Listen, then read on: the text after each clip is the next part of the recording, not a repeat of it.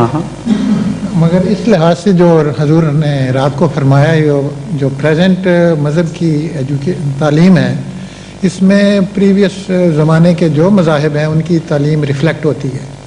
ٹھیک ہے. اور کسی مذہب کو ہم کیٹاگوریکلی یہ نہیں کہہ سکتے یو آر رانگ. کسی مذہب کی بنیاد کو رانگ نہیں کہہ سکتے. کسی مذہب کی تعلیم کے بعض حصوں کے متعلق ہم یہ کہہ سکتے ہیں کہ وقت میں یہ پیچھے رہی ہوئی تعلیم ہے جب آبسولیٹ ہو چکی ہے.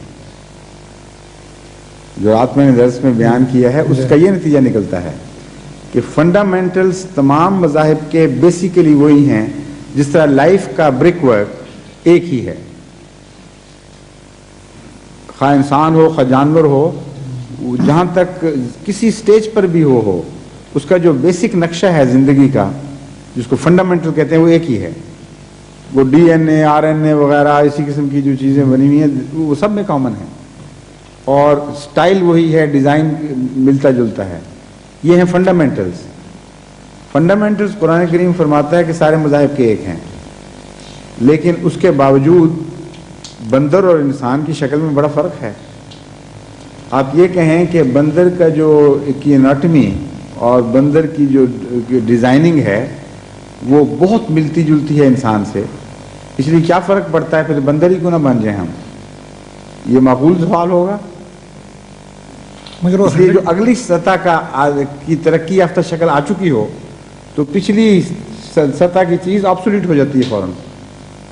آپ کا اپنا تو یہ حال ہے کہ اگلا ماڈل موٹر کا آ جائے اگلے سال کا تو you will prefer to have that model, حالانکہ بنیادی طور پر بہت ہی معمولی فرق پڑا ہوتا ہے.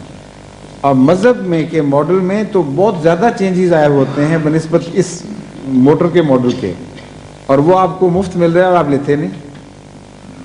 یہ مطلب ہے انسان کی بات کر رہا ہوں، آپ کو ڈاکٹر صاحب کی بات نہیں کر رہا. مگر اب بہت سی جو یہ فرینڈلی ٹاکس ہوتی ہیں دوسرے مذاہب کے ساتھ، میں نے کئی دفعہ کیا ہے، وہ پھر فرینڈلی ٹاک میں وہ کہتے ہیں کیا ہمارا مذہب غلط ہے؟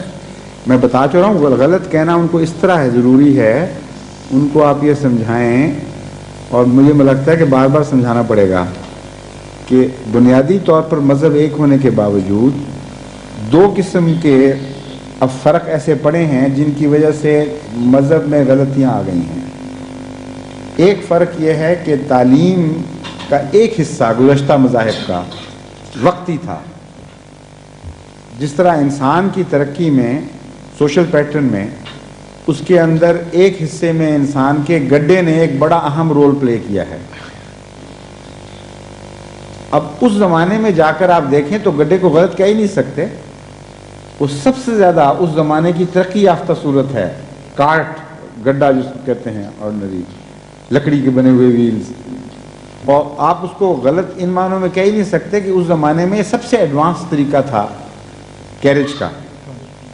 لیکن جب گڈے کے بعد اور تیز رفتاریاں سواریاں چیریٹس ٹائپ کی ایجاد ہوئی جو اس سے بھی زیادہ تیز رفتار تھیں، یا کنوینس کے لیے اور ماڈرن طریقے استعمال ہو گئے، ایجاد ہو گئے، یہاں تک کہ فریٹ ٹرینز اور بڑے بڑے ٹرک اور یہ سب چیزیں، اس وقت گڈے والا آپ سے بحث شروع کر دے کہ میں تو گڈے ہی رکھنا چاہتا ہوں کیونکہ تم کہتے ہو کہ اس وقت یہ پرفیکٹ تھا اپنے وقت کے لحاظ سے، تو اس کا یہ معقول ہوگا سٹانس؟ بس یہی جواب ہے کہ ہم غلط نہیں کہتے، کیونکہ جس وقت یہ تعلیم آئی تھی اس وقت درست تھی، لیکن زمانے سے تعلق رکھنے والی تھی، اس لیے اس کا وہ حصہ جو زمانی ہے وہ غلط ہو گیا آج کے کانٹیکسٹ میں، اس وقت کے کانٹیکسٹ میں نہیں.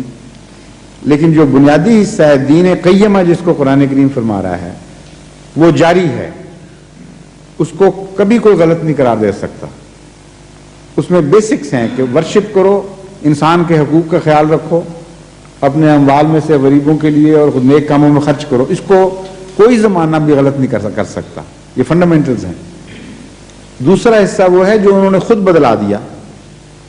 ابتغاء تعویل ابتغال فتنت و ابتغال تعویل جو کل کی آیت ہے اس میں اس کا ذکر ہے کہ کچھ حصہ تو ایوولوشن کے پروسیس میں تمہارا پیچھے رہ گیا، کچھ وہ ہے جس کو تعویل کی خاطر اپنی مرضی کے مطابق بنانے کے لیے یا فتنہ پیدا کرنے کے لیے अमवाल ज़ाती मुनाफियत के लिए पैसे खाकर किसी की मर्जी की बात बना ली, कुरान करीम से निकाल दी, हदीस से निकाल दी।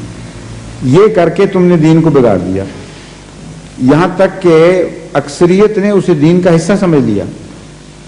बाद के आने वाले दीन ने फुरकान का काम किया और बता दिया कि ये हिस्से खुदा के नहीं है बल्कि इंसान के हैं, इसलिए वो हिस्सा गलत है।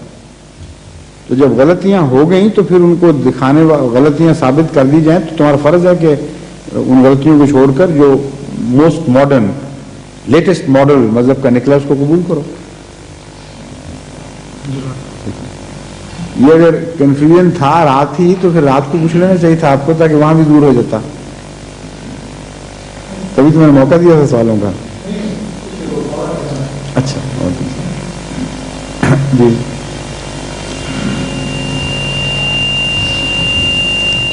ये